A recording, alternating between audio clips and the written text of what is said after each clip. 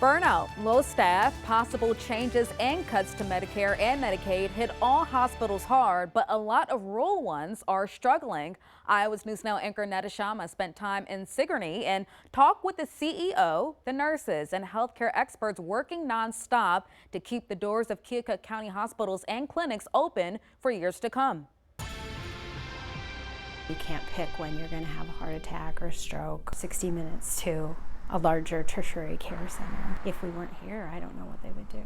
It'd be a long, painful car ride for many of them. That is the reality of thousands who call rural Iowa home. For the hospitals who serve these areas, low staffing, high operating costs are all major concerns. It's probably around 16 million is kind of give or take our total expenses, so not just staffing, but when you take into account like supplies or depreciation costs and all that. Our total revenue, which is about 18 million, but then what gets offset by our contractuals or what we aren't paid for our services, taking us down probably about 3 million. It's not just the higher ups concerned about costs. Do you feel confident that things will be okay in a year, in 2 years, and 5 years here? I think we're going to do the best we can to be good stewards of our resources so that we can be.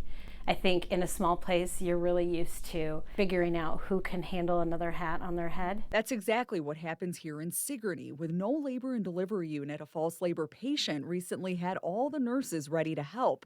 It's the downside of being down on staff. You just kind of find a way to make things work. So I'm sure that we'll just get as lean as we can with operations without harming patient care. Rural hospitals and small hospitals are just on the front lines of this crisis of not having enough healthcare providers. Allison Lynch is the president of the Iowa Medical Society. She says options like telehealth or partnering with bigger hospitals to have doctors work on the side could make a big difference. She says there's already moves happening to address the staff shortage, especially in small-town Iowa. We made that recommendation to increase the number of residency spots in Iowa. If we have more residents training there, that's going to bolster the strength of those hospitals. It's going to immediately provide additional healthcare providers there. It's also going to bring in more funding to those hospitals. So we think that just indirectly, that's going to be good for the hospitals, but we also believe that many of them will stay in those communities. If you get into nursing and healthcare in general, you need to be doing it for the right reasons and doing it because it's what